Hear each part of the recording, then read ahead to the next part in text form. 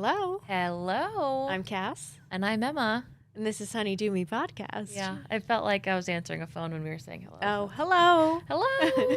You would know that if you were on our YouTube, which you can go to. Yeah. Little Honeydew plug. podcast. Small plug. I have a small update. Okay. Hit us with it. Okay. I'm not going to say the name, but we had someone write in to our email with, they had a beautiful, very sweet email, but they also suggested a position tip. And I read that thoroughly. Okay. And then I was intrigued, and then I tried it. So if you're listening and you recognize the position, thank you so much. I do not know if I can use your name, so I'm not going to, but thank you. Okay. They suggested, they were listening to our scissoring episode, and they try a very similar position with their partner, and they described it as laying down on your side, Okay. and then one leg is down and one leg is up, so you're kind of in like an opening the clamshell. Okay. Yeah. And then your other partner is sliding in between. So my Okay. partner with a penis Uh-huh. slid in between. And so the leg that was up was now resting on his shoulder.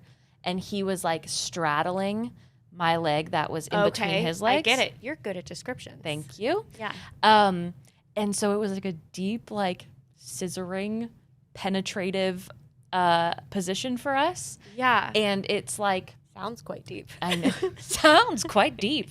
It hit all the things I love about missionary, which is like being super close, Yeah. while also hitting the things I love about like deeper positions, Yeah. like that. And so it was like fun because we were like looking in each other's eyeballs, Yeah. you know, nose to nose. But it was just fun and spicy, and it like got me in the mood all day thinking about trying something new. Okay. Where I like hadn't really felt, you know, saucy for the couple days. So that's my fun little update, and it was wonderful to try. That's very fun. Yeah, and I a wanna lot of try it. friction, like right there, Okay. which I know that Yeah. you enjoy, like the closeness. So it was Exactly. fun. I like it. Thank you, listener. Well, thank you to, both of you. Yeah, Thank to you both for of you. trying it out. Yeah, absolutely. It was really fun. So that's my fun update. How are you? Great. looks Today's really good. episode. Thanks. Yeah. I don't have very many fun updates. I'm chugging along. Okay. I'll be okay. We're all going to be better after today. Yeah, we are, because we are talking to Anne Hodder-Shipp. You may recognize that name. It's because she has been on the podcast before. She taught like a long time ago, Yeah, one years of our like ago. OG, literal. Oh my God, that's weird. Literal to say. years ago, to talk about sex dreams. So that was a really fun episode. But this time we are talking about modern love languages. And fuck. And I didn't think that was a topic we could visit in like a new way. But when we saw Anne's take on like love languages and how expansive they can be, and I don't know, I was blown away. Absolutely. And I feel like both of us have had the experience of not feeling like we fit into any of those like classic 5 love languages, which you'll learn are actually pretty fucked up and come from a not great place. But yeah, it's like, well, can I be all of them? Yeah. Because that's what makes the most sense to me, or like 3 of them this day, 2 of them that day.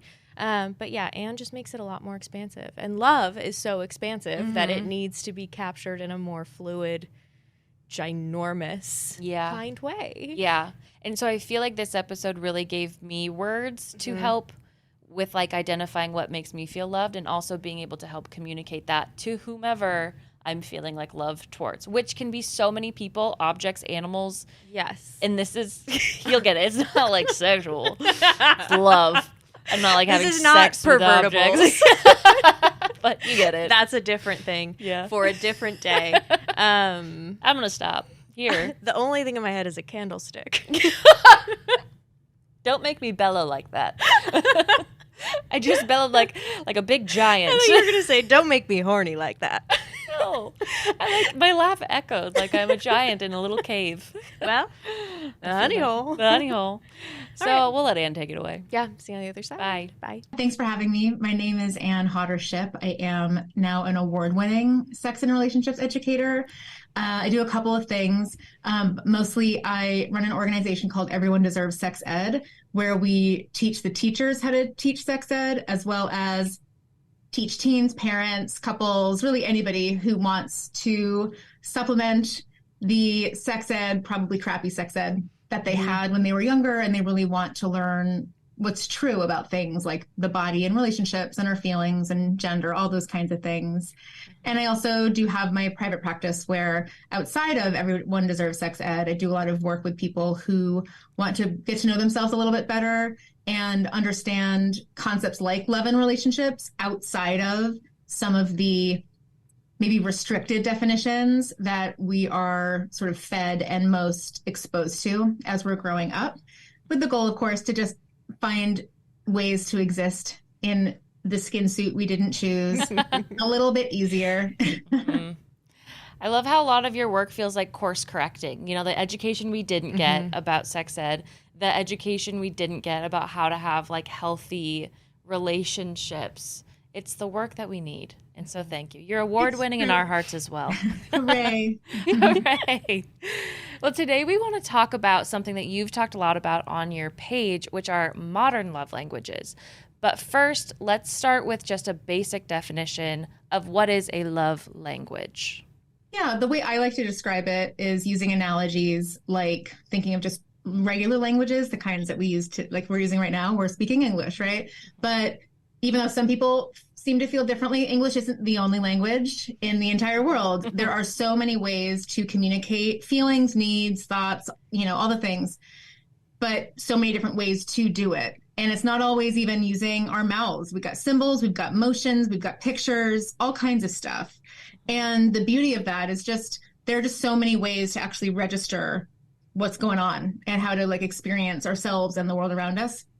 So when you think about a love language, similar kind of concept, it's this idea of we communicate love to other people as well as understand and receive love for ourselves in more than one way. And just like how there are lots of languages in the world, there are also lots of languages when it comes to relationships and relational dynamics.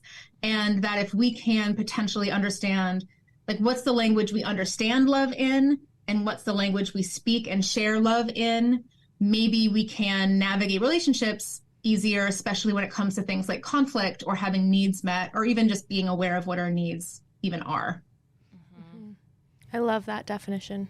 I think that's beautiful and an easy way to conceptualize it in terms of just language in general. This is just another way that we speak to each other. Because it does feel like a language that you're learning. New words get added, new feelings get added. You know, it's constantly evolving, which I think is a huge thing with language, is that it's evolving with its people.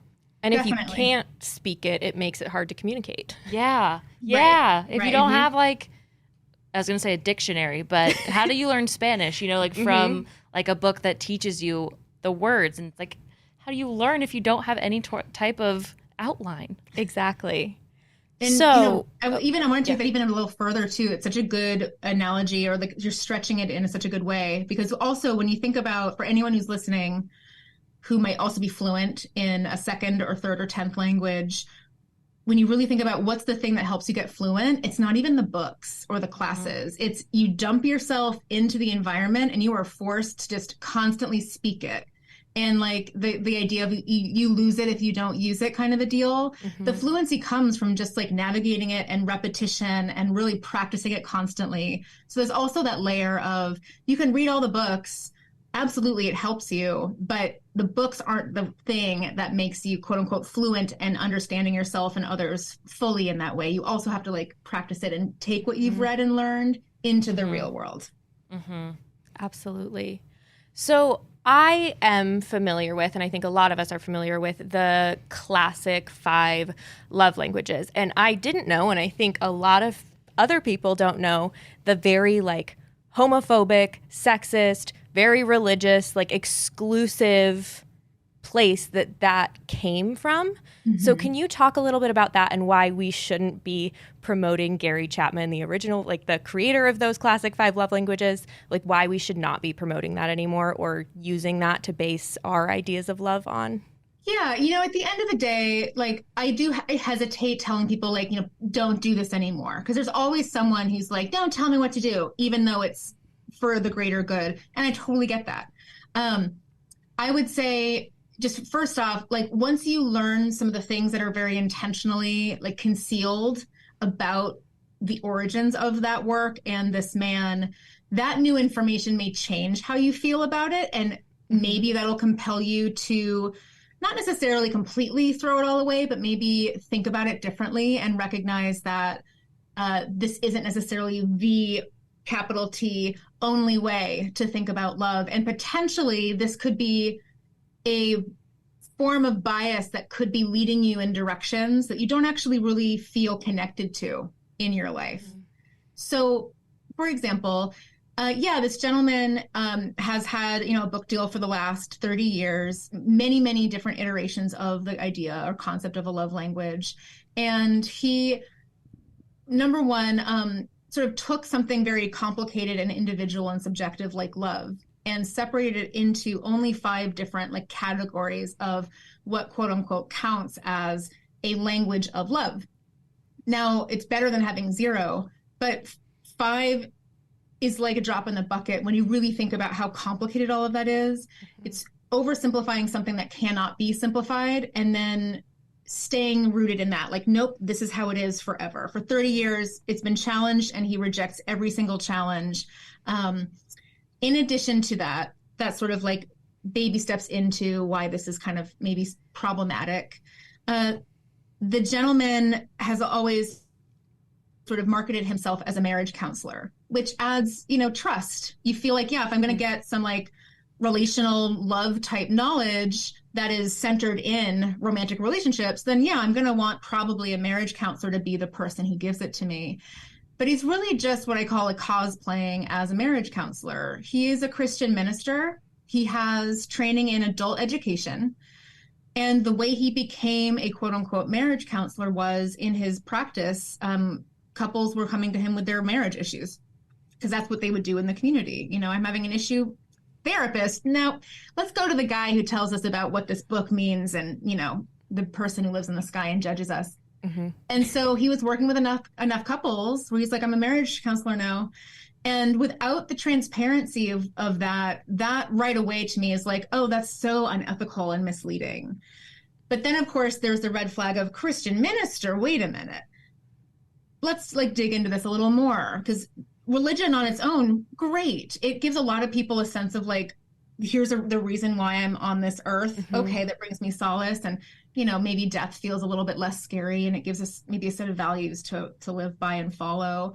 But as we all know, there are sects or groups or versions or forms of various religions, Christianity, especially in the US, that take some of these value systems into an extreme where you find ways to justify and feel permitted to dehumanize millions of people based on a biased, bigoted interpretation of an old book that's been rewritten by white dudes so many times that who even fucking knows what it really originally said, right? So digging into this gentleman's, version of Christianity a bit more, also a little bit more difficult to find on the internet, were some very public Q&As that he was having with people. And one of the responses, I'll even say one of the questions was around like how do I deal with my gay son? How can I find a way to love him even though he's going to burn in flames forever in eternity when he dies? I'm paraphrasing, right? And his reply was kind of that classic kind of religious homophobia that's like, I love you, you are God's child, and I love you because of that, because God tells me to, and I'm really sorry to hear that you are going to rot and burn in hell. And if you want some help, I'm here. But you should, love him because he's God's child, despite the sexual orientation, but also be prepared. You don't get to see your son in heaven. It was just like, huh. Mm-hmm. And that was the initial like, oh shit, this guy is a super homophobe and not trying to hide it. He genuinely sees it as like a righteous perspective on attraction. And so that started to circulate in just very small circles. And then more sort of came out for me most recently at the 30th anniversary of the original 5 Love Language book. He's in his 80s with his wife, and he was speaking to the New York Times, and he just like gave a whole different he like told kind of the story of the origins of the idea of making these 5.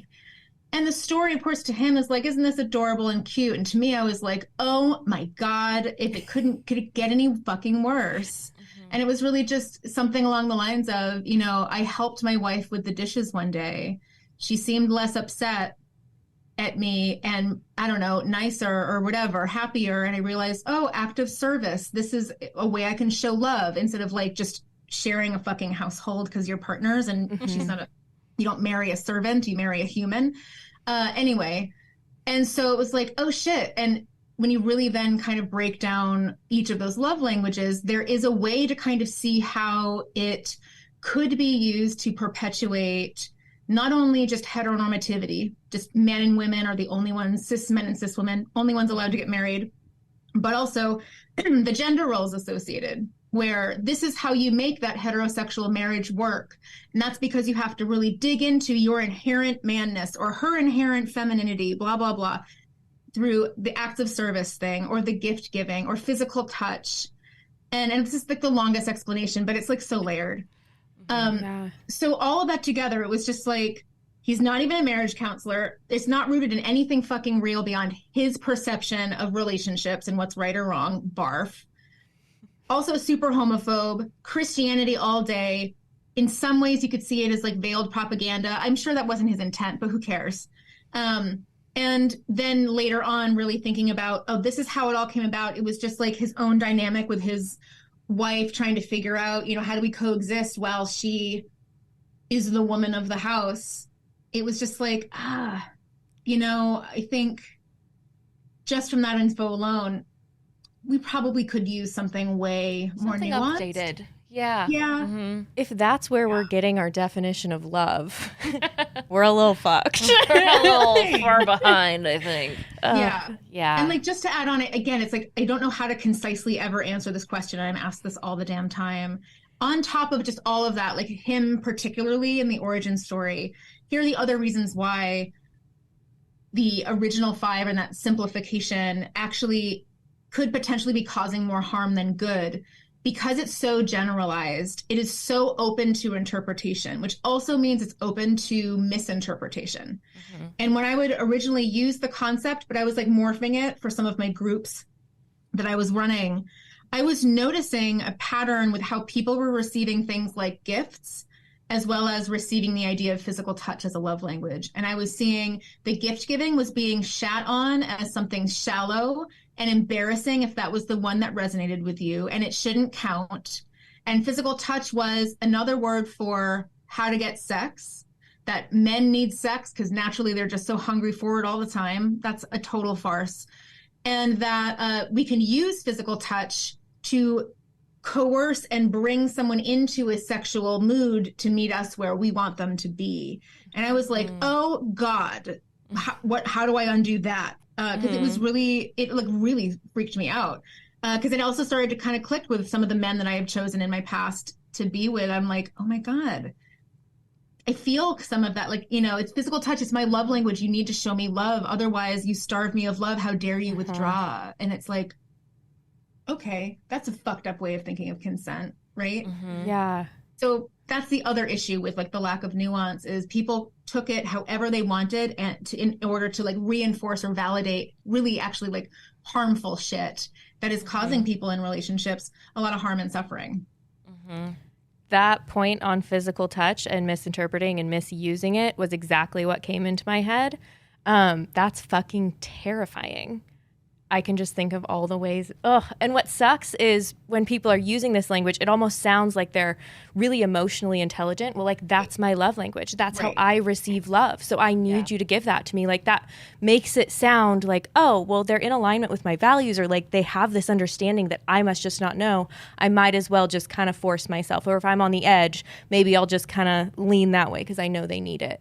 And that's fucked. When Chad from the bar picked like physical touch is my love language. Yeah. You didn't think about that. Like, Chad is like, they always tell me I'm too handsy and like I'm too pushy with sex, but now I understand why. It's my love language, so I'm allowed to, and if you tell me otherwise, you are gaslighting me. it's just, you can take it so far with all of the lingo, because this is to me, it's like a form of memification of something like mental illness or mental health or relational skills. You can't memify love. It's too fucking weird and gray area and layered and fluid. And it can really cause harm without the nuanced lens, and without sometimes even like a tool or a person to support you as you're navigating some of the information, so that you're not inadvertently morphing it into something that maybe just reinforces your old ideas and helps you actually not have to grow, change, or challenge yourself. That's just, all of that is such a great explanation of why the fuck we need modern love languages. And I want to get into your explanation of what modern love languages is, but 5 love languages also has made people feel, I feel like, so misplaced too, because you're like, so I'm not this, I'm not that, I have to fucking pick one to tell my partner. I don't even know where I fit. And now it's like, what? So now I just don't have a love language, or like I'm fucked up in this relationship. So it's like, that's my experience with having the 5, is that I just don't feel like all of them fit, or one of them fits at particular times. It has felt, and for it to be 30 years old and also from an origin like that, it's like, makes sense. I don't want that to fit me. I don't want it to fit. I don't think it fits. It's validating almost, like, oh, good. I felt like I was maybe broken for 20 years, but like, now I'm all right. All right. So what are modern love languages then? How do we encompass all that is this fucking weird gray area of love? So absolutely. The number one thing, I guess, to start with that makes them a modern love language is they're incredibly expansive. So if you think of, the original idea was love is something exclusive to romantic relationships leading to marriage or family. That's really how they were kind of like originally shown. To me, that's like a little container. Doesn't mean it's not valid. For some people, love is a cornerstone of their romantic experience, and it's not a part of anything else. And same with like family, the blood is thicker than water thing, whatever, but it's like a little container. And so to make it expansive is literally like, let's take it out of the container, and there's just no container for it. It gets to sit wherever in the ether, and it gets to grow and expand as more people have more experiences and more introspection. They get to come in and expand it more, because I am not the person who gets to tell everybody what love is and what isn't. You know what I mean? It's like, I'm certainly going to share what's come up and what I've developed over the last 6 years or so. But can you imagine me putting like period at the end? Stop sign? God. So that's part of it, the expansive part. Then it is literally and very intentionally taking love out of the confines of romance and family, so that we can really reframe love as something that is just like a universal experience, that it doesn't have to be tied to romance. For example, when I'm teaching about sexual orientation, I may be aromantic. I have honestly no idea, but I might be. And I have the privilege of like not necessarily feeling affirmed by words. So I'm like, cool, maybe there's a lot of questions around, well, does that mean aromantic people just don't feel love? How fucked up is that? Or that sounds so sad, a lot of these really big misunderstandings. And that's because love has been packaged as romance, the thing that you have in your marriage. And like, you must not be able to get married then, or have any kind of long-term relationships, because if you're aromantic, I don't want to be with you. Yuck. That sounds like, hugging a cactus, all this kind of shit. So it's like, okay, what else do you love in your life? Do you use that word even to start? Do you use that word to describe anything outside of someone that you're in romantic partnership or related to? And it's like, yeah, I love my dog. Cool. Let's start there. What's your favorite movie? Oh my God, I fucking love The Princess Bride. Okay, cool. And just like, even just starting with language use first. Then we go into the emotion side of it. When you think about love, or when you are feeling loved by someone, for example, just how would you describe it? If I gave you a feelings wheel, what words would you choose to represent what's going on for you when that person has said or done something to you that makes you feel so gooey or whatever? And then just write those down. And that gives you some less subjective, more specific ways to understand that subjective word of love, because it's going to be different for everybody. And then you get to think about, okay, say respected. is a word that you would use to describe what it feels like to be loved. Where else or who else or what else helps me feel that same level of respected? You just think about it. It's all open. It's for interpretation. It's all like just information gathering. We don't have to do anything with it yet. And so you're like, okay, interesting. Yeah, I feel really respected when, I don't know, client makes eye contact with me and, you know, we're able to work together and figure shit out as a team. Interesting. You know, that may be a source of love in a context that to you previously, maybe never in a million years would you have thought that you could access some kind of a love feeling, because gross, your coworker or your boss, you know, is someone you would never be attracted to. Great, because you don't have to be attracted to the person for love to exist, you know? It's again, really taking it outside of romance and especially sex, like just put it over here.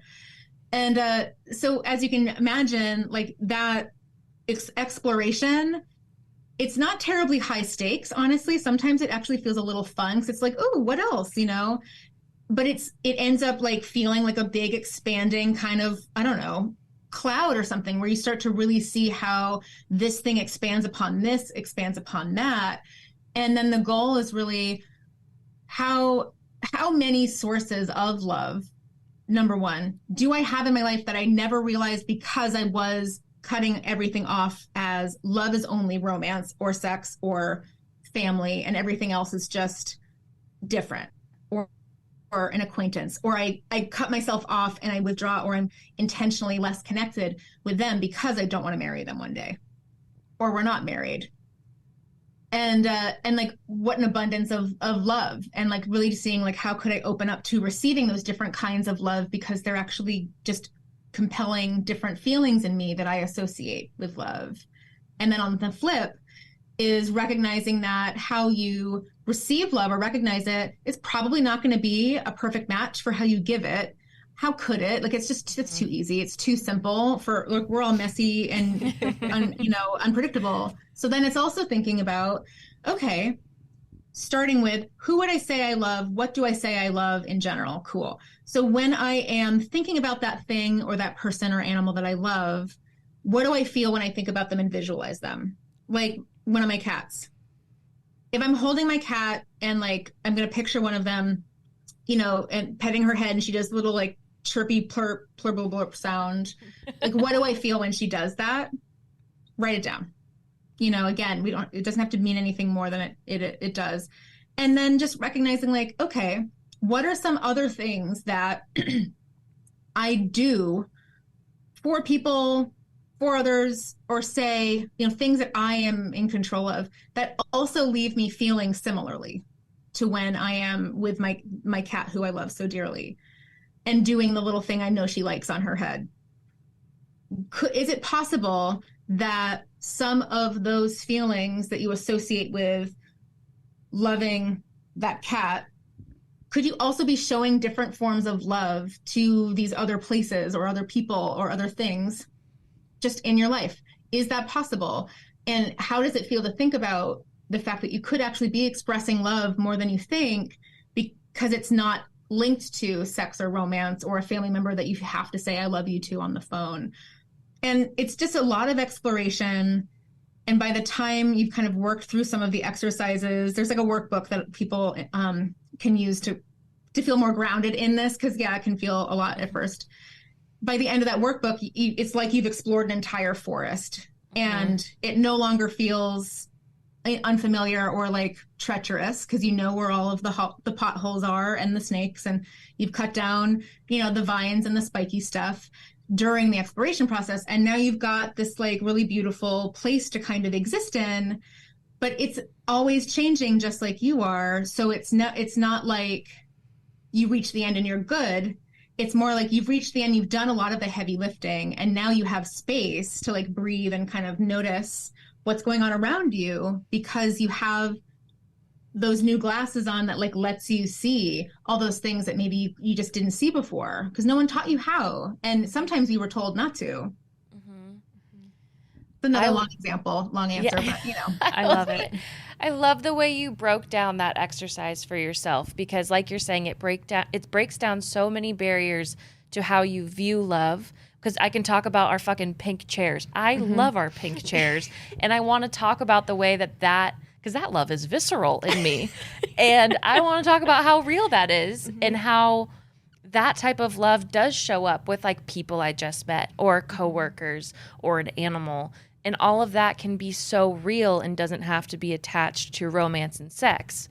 And it's a beautiful exploration because it reminds me of Love Actually, where they're like, love actually is everywhere because it can be in everything. And I think that's wonderful to think of your love language being in how you love your new rug or how you love food. Like, I think that's wonderful. That's all. Yeah. That's all I have to say. I've done.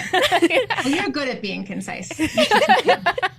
It is so expansive, though. Like, I so appreciate that. My partner and I have been talking a lot lately about, how do we receive love and how can I show him that I love him and how can he show me that he loves me in moments when we aren't feeling so good and specific scenarios like that. So those are conversations that we're trying to have. But I would love if we could get into some of the specific love languages, some of the specific modern love languages so that we can get some examples and kind of ground it for ourselves. Okay.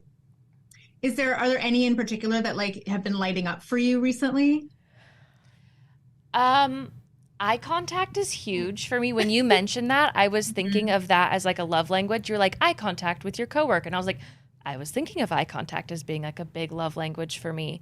And then one more I'm thinking of is, I don't even know if this is like a thing, but I was like sitting in the car with my boyfriend and we like just gotten in and it was a cold day. And like he immediately reached over and like turned on my like seat heater, like mine first. And I was like, that was so meaningful to me. Yeah. And I don't know what that would be coined as, but I feel like that's where these modern love languages has room for that, those little things. So those are really fantastic examples also because you start noticing how little and small and potentially like not noticeable some of these actually very impactful things are. Because a lot of us are taught, to show love, it has to be this big grand gesture. And it really just doesn't. For some people, they like the grand gestures. It's fine. But like, it's the idea of, size doesn't always matter. It's like a grand gesture may be grand because it hits you like this big wave, but actually someone just pressed a button next to your seat, right? And started making it warm. So like the eye contact thing. In my work, I have 18 right now. And every once in a while I realize like, there's probably 2 more that I could add if I wanted to undo all of this, this beautiful work and stuff that I've done. And I'll expand on them at some point. But so one of them is active listening. So people will notice like these are so nuanced that they can totally overlap, as they fucking should. It's weird. It would be weird if they were all in their own separate islands, right? So if eye contact in the context of having a conversation, maybe you're sharing something, maybe you're sharing about your day, or you're like, I need support. And one of the ways of active listening that really registers for you is they're looking at you the whole entire time. Active listening could be a very big one in the context of romantic relationships. You might not give a fuck with your friends or your neighbor or your dad or whatever. And that's fine, because also we're going to notice our love languages shift and change depending on the context of the relationship. For some people, it's like, that is too complicated. And it's like, yes. Correct. Like, yes. Welcome. All of this is just way more complicated. Then literally like looking at my list right now. The other thing that stood out for me was engaged experiences. So the emphasis on the idea of like engaged, like you're really like in it together. So potentially like if you are playing a game, I don't know, or like trying to figure out how to even put, I don't know, IKEA furniture together. Which I know for a lot of people is like their worst nightmare, understandable. But there are ways to kind of register, well, if engaged experiences are really impactful, could we make this some kind of an engaged experience so that it doesn't feel as much of a kind of like treacherous chore that has the potential of like completely obliterating the rest of the night for us? And that might be, he makes eye contact with you, or your roommate or your friend makes eye contact with you while you are reading off the instructions. Or when you're both trying to figure out like, where does that final screw that's just sitting on the floor go? And you're like, oh God, you are engaged together. You're not on your own fix-it type of paths. You're just like, all right, let's check this. What did you see there? And like, there's also the eye contact that's connecting you while you're doing that. Engage experiences could be, a thing for you. The other, what else? I mean, the seat warming thing, I think is just like such a sweet example. My spouse does that for me too. Right away, there's the thoughtful service modern love language. So it sounds similar to the classic of acts of service, but you notice that acts of service is just like any action of servitude, right? Mm-hmm. This one has like a lot of intention and thought behind it. Like the service is not, you should feel loved because I made you a sandwich service. It's like, no, you don't give a shit about sandwiches. I'm not going to make it for you. Even if you're hungry, if I'm going to do it, I'll make you something I know you like. Mm-hmm. There's the thought. If it's cold out and like, yeah, you're getting in the car, he's like, she's fucking freezing, probably more cold than I am. Boop, turn that on. I'm thinking about that. It is a service for sure. It's lower stakes, but it tells you this service came as a result of him thinking about me probably for a little while, like long enough to recognize as soon as I get in the car, I'm pressing the button.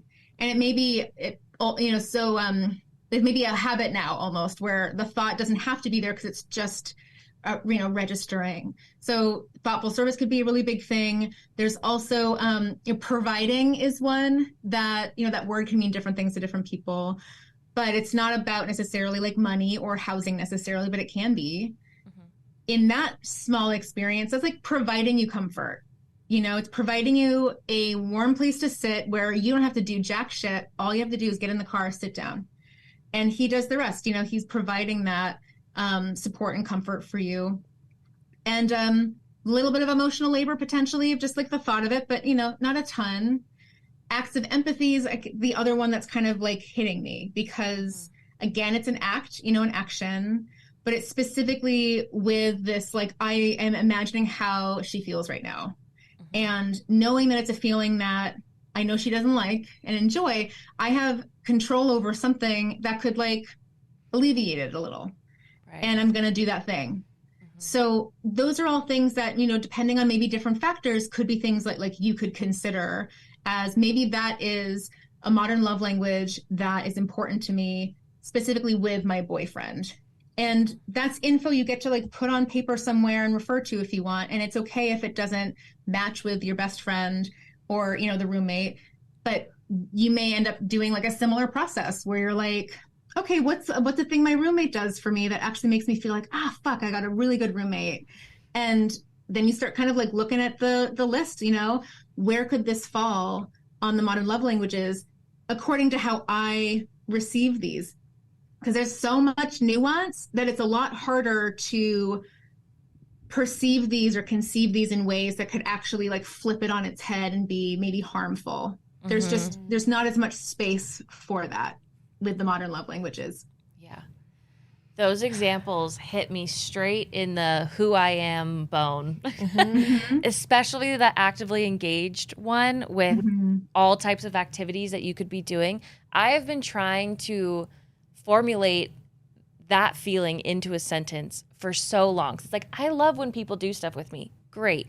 But it's when you're participating in our activity, in mm-hmm. like sitting here with me, that feels so much different. But people can be like, well, I'm here. Well, I'm sitting here. Mm-hmm. It's like, but there's a thing that's missing and I can't put my thumb on it. But like, there's something. And so that one hit me as like really important to my love language. It makes sense. Mm-hmm. You're probably not alone. Yeah. There are just like a lot of really beautiful little ways to love someone and to be mm-hmm. loved. Mm-hmm. And I really like that. Yeah. You said emotional labor. Can you explain that one a little bit more? Because I have a feeling I'm connected to that. It's possible. So, emotional labor is really rooted in originally, this idea of, well, I guess my experience of it and understanding of it is the extra unpaid, unrecognized labor that Black women especially would do in like the workplace, for example. And as discourse around emotional labor has sort of shifted and evolved over, I want to say I first learned about it maybe like 8 or 10 years ago.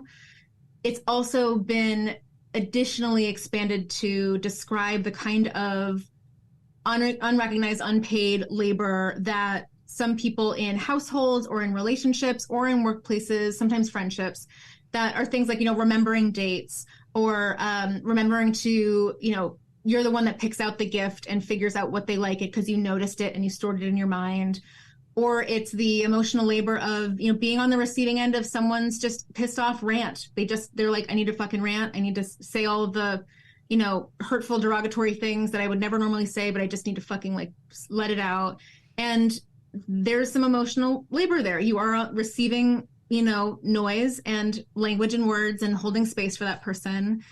So it can show up in a lot of different ways. The word labor can be tough because it is so associated with like workplace.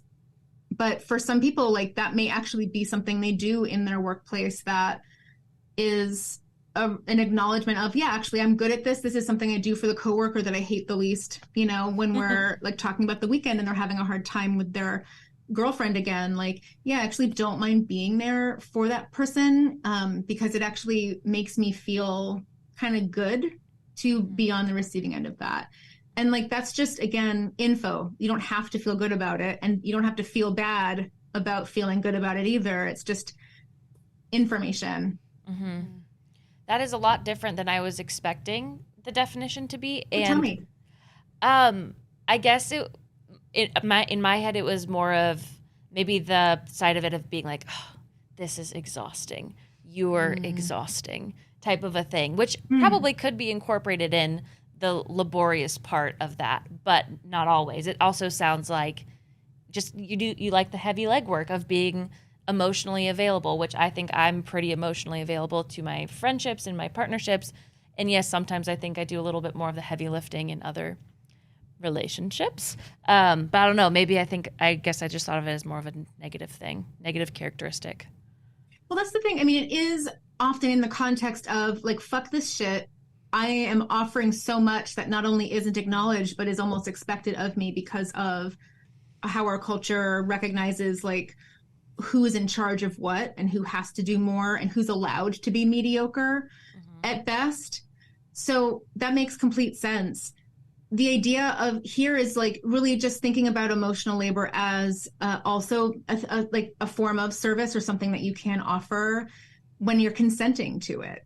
When you're actually like, yeah, this is, I'm going to do this now. I'm available for it. It makes me feel good to be there for this person, or it makes me feel safe and in charge when I'm the one managing the calendar. Like, great.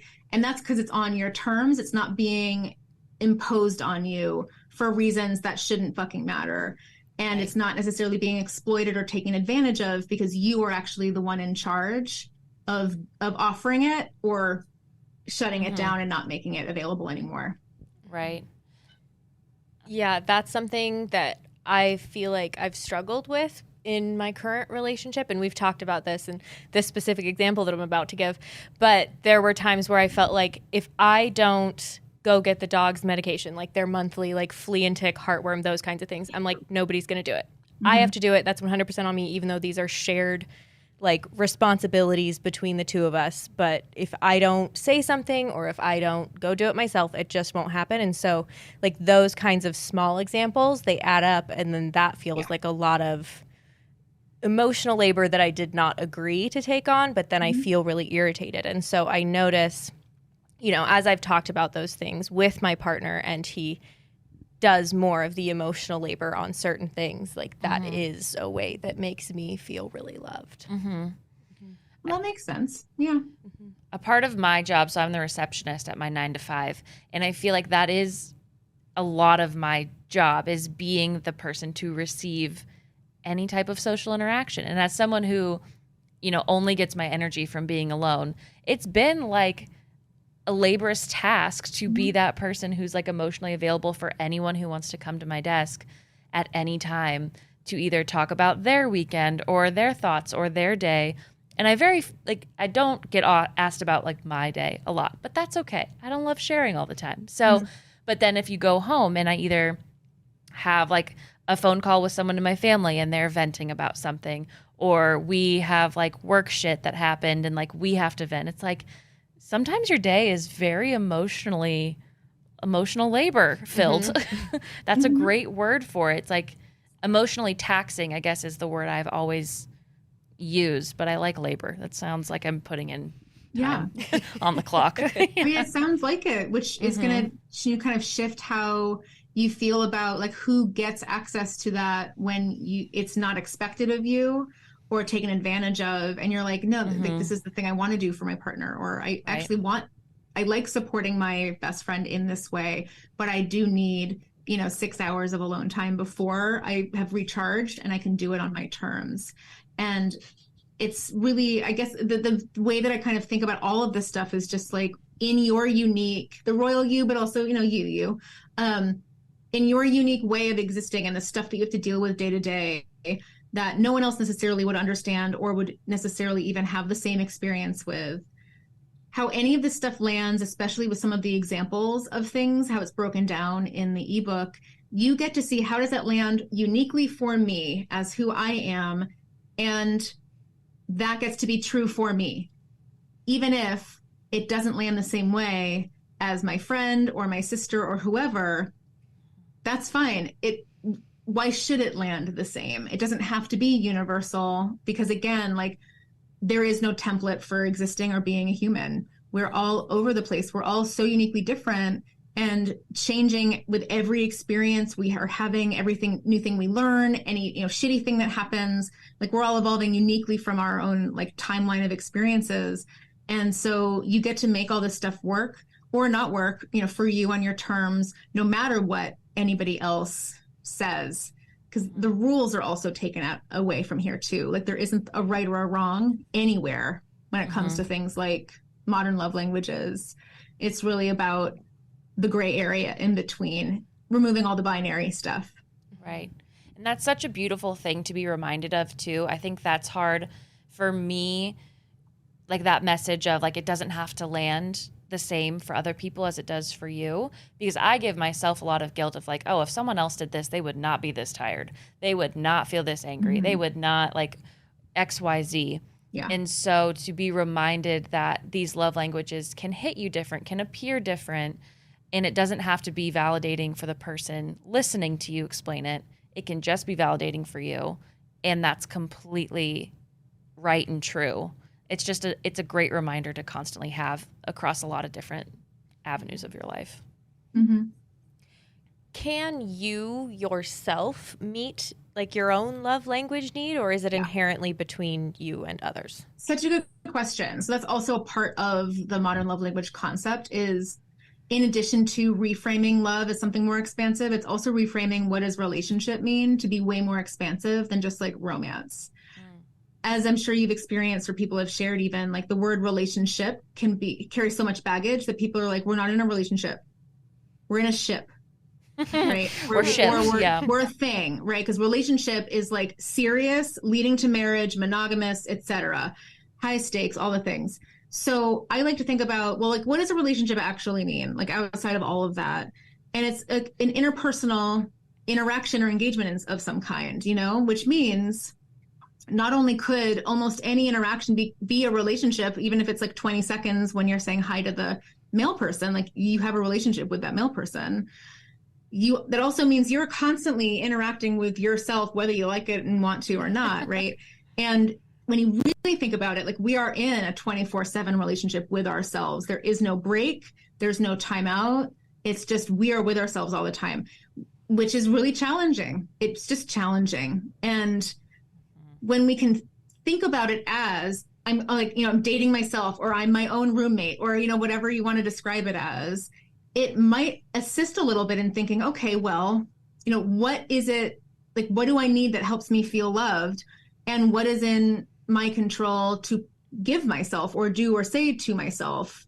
And so you can really use all of these modern love languages and just flip them so that they're facing you. So, and there's actually, I was hired a ways back to do a short video on just modern love languages for self-care, to really offer some examples of how things like intentional time or affirming communication or acts of empathy are fully 100% doable to yourself by yourself. And they could actually really have a powerful impact, not only because you're doing the thing that you know you need, and it doesn't have to be a huge gesture. It doesn't have to be like you went to yoga and you didn't skip it. Like for some people, that's a really tall order. Maybe that time is like, yeah, I didn't order out and I made something that I knew would taste good, and I used the fancy mayo, and like got the avocado as the thing that's extra, and then I ate it and it was fucking good. That's an act of empathy. That's thoughtful service. That could be engaged experiences, especially if you like watched your favorite show while you were eating it, and you didn't have to rely on anybody else. Like no one had to do it for you. You didn't have to tell anybody, here's what I need. It was just like you, yourself, and you.